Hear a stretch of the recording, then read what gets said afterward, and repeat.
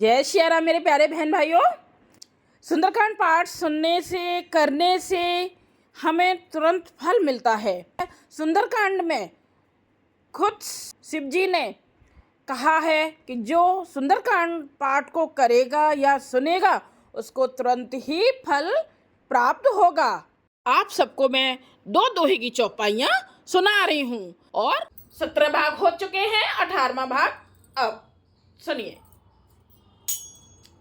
प्रभु पदे पंकज नावहि सीसागर जय भालु महाबल कीसा देखी राम सकल कपि सेना चितई कृपा करे राजीव नैना।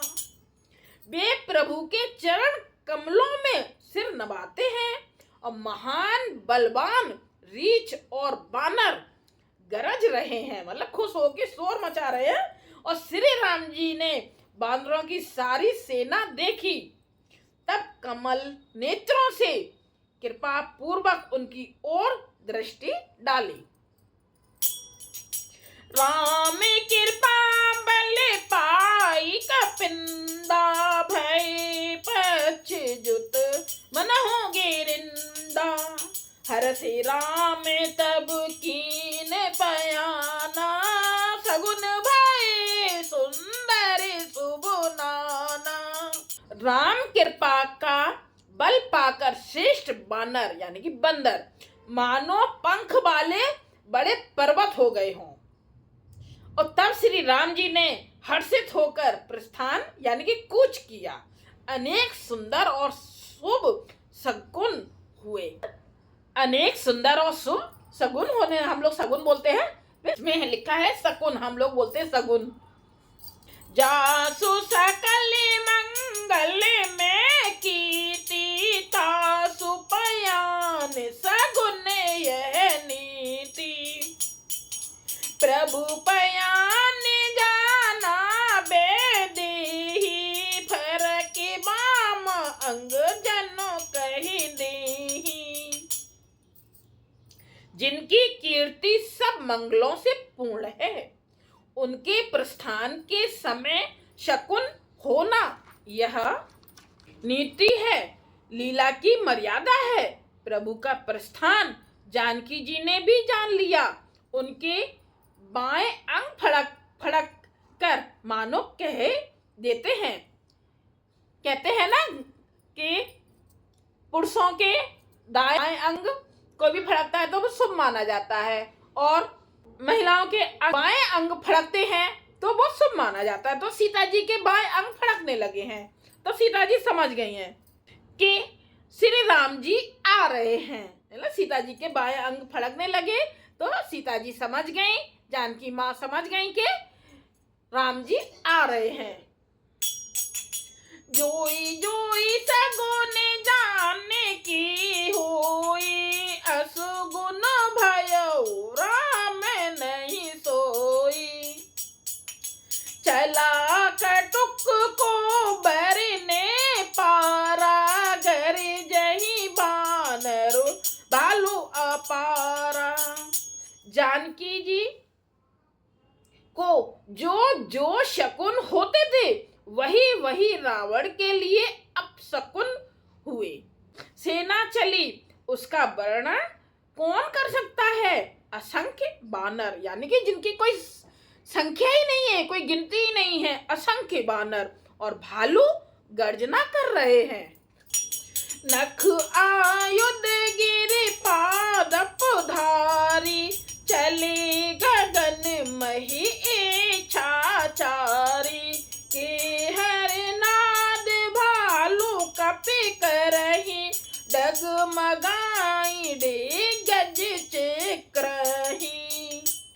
नख की जिनके शस्त्र हैं वे इच्छानुसार सर्वत्र बेरोक टोक चलने वाले रीछ बानर पर्वतों और वृक्षों को धारण किए, कोई आकाश मार्ग से और कोई पृथ्वी पर चले जा रहे हैं। वे सिंह के समान गर्जना कर रहे हैं यानी कि शेर के समान गर्जना कर रहे हैं। उनके चलने और गर्जने से दिशाओं के हाथी विचलित होकर चिघाड़ रहे हैं। छंद। चिक्रही डे गज डोल महिगर लोल सागर खर भरे मने हर से सब गंधर्व सुर मने नाग के नर दुख टरे कटे कटही मरे कट बिकट भट बहु कोट कोटिन धावही जय राम प्रबल प्रताप कौशल नाथ गुण गण गावही। दिशाओं के हाथी चिघाड़ने लगे, पृथ्वी डोलने लगी, पृथ्वी पर्वत चंचल हो गए, कांपने लगे और समुद्र खलबला उठे। गंधर्व देवता मुनि नाग किन्नर सबके सब मन में हर्षित हुए, यानी कि खुश हुए।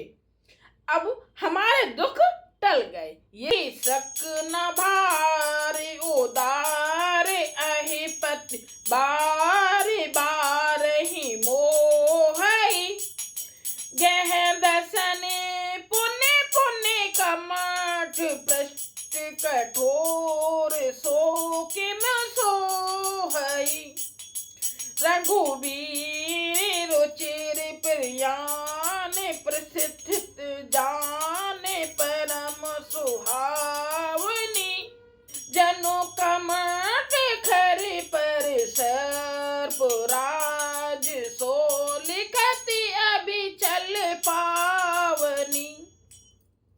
उदार परम श्रेष्ठ एवं महान सर्पराज शेष जी भी सेना का बोझ नहीं सह सकते। वे बार बार मोहित हो जाते, घबरा जाते हैं और पुनः पुनः कच्छप की कठोर पीठ को दांतों से पकड़ते हैं। ऐसा करते अर्थात बार बार दांतों को गड़ाकर कच्छप की पीठ पर लकीर सी खींचते हैं। खींचते हुए वे कैसे शोभा दे रहे हैं, मानो श्री रामचंद्र जी की सुंदर प्रस्थान यात्रा को परम सुहावनी जानकर उसकी अचल पवित्र कथा को सर्पराज शेष जी कच्छप की पीठ पर लिख रहे हों।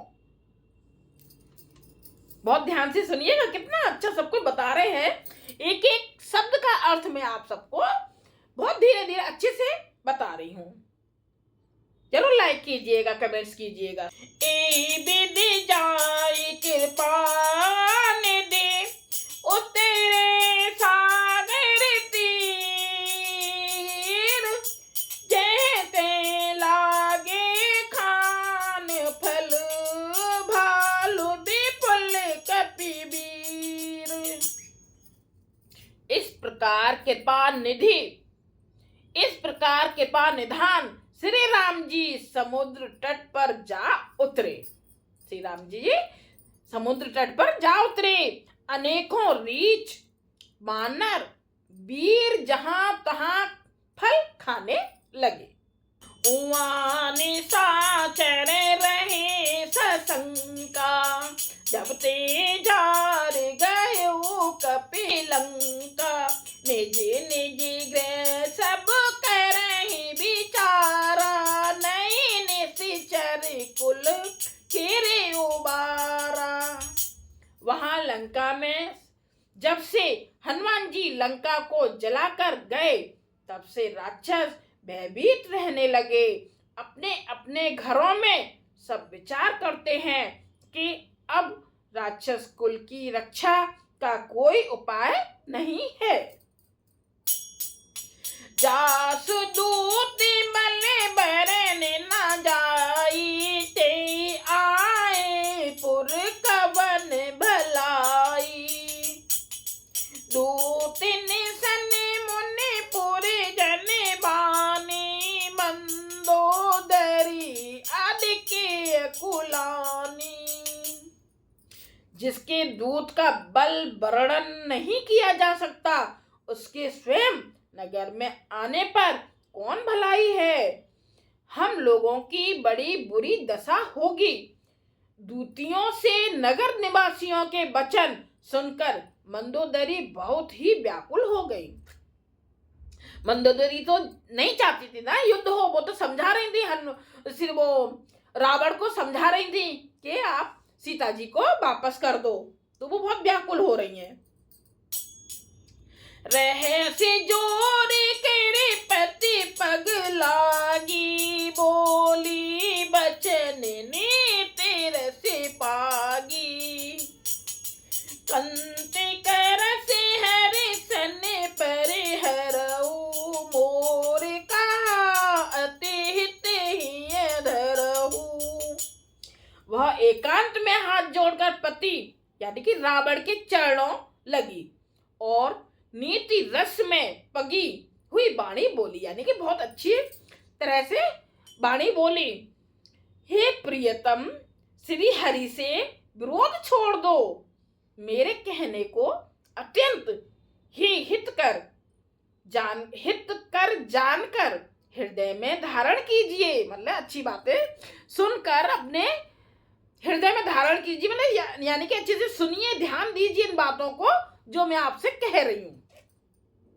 समुझति जास दूत कई करनी, स्त्र वही गर्व रजनी चर घरनी। तासु नारी निज सचिव बोलाई, पठवऊ कंत जो कहू भलाई। जिनके दूत की करनी का विचार करते ही स्मरण आते ही राक्षसों की स्त्रियों के गर्भ गिर जाते हैं। हे प्यारे स्वामी, यदि भला चाहते हैं तो अपने मंत्री को बुलाकर उसके साथ उनकी स्त्री को भेज दीजिए। बड़े बड़े प्यार से समझा रही है रावण को मंदोदरी, उनकी पत्नी बहुत प्यार से समझा रही है, पर रावण कहाँ समझने वाले हैं। तब कुल कमल विपिन दुखदाई, सीता सीत निशा समु आई।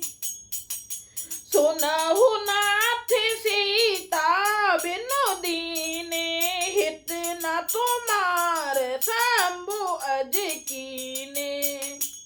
सीता आपके कुल रूपी कमलों के वन को दुख देने वाली जाड़े की रात्रि के समान आई है। कितना अच्छा समझा रही कि सीता आपके कुल रूपी यानी कि कमलों के वन को दुख देने वाली जाड़े की रात्रि के समान आई है। हे नाथ सुनिए, सीता को दिए यानी कि लौटाए बिना शंभु और ब्रह्मा के किए भी आपका भला नहीं हो सकता। राम बाण अहि गनु सरिस, निकर निशाचर भेक। सब जब लगे गिरसत ना तब लगे, जतन करऊ तज टेक। श्री राम जी के बाण सर्पों के समूह के समान है। यहाँ बता रहे हैं कि श्री राम जी के बाण सर्पों के समूह यानी कि इकट्ठे बहुत सारे सांप, तो उनके समूह के समान है, और राक्षसों के समूह मेढक के समान है।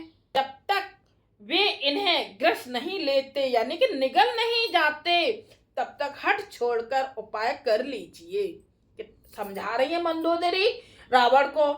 उनकी समझ में आता है या नहीं आता, चलो देखते हैं पीछे। वो तो खैर हम सब लोग जानते ही हैं क्या होगा, पर सुंदरकांड का एक एक शब्द सुनने पर, अर्थ सुनने पर हमें पता चल रहा है ना क्या कहानी है। एक भजन की तरह हम नहीं गा रहे हैं, एक एक शब्द का अर्थ मैं आप सबको सुना रही हूँ। सुनिए, बहुत अच्छा लग रहा है, मन हटता नहीं है, ये लगता है कि बस सुनते चले जाइए। अब हमारा हो गया 18वां भाग। लाइक कीजिएगा, कमेंट्स कीजिएगा और सब्सक्राइब कीजिएगा। जय सिया राम। श्री रामचंद्र जी आप सब पर बहुत कृपा करें, आपके घरों में सुख शांति और समृद्धि आए। जय सिया राम।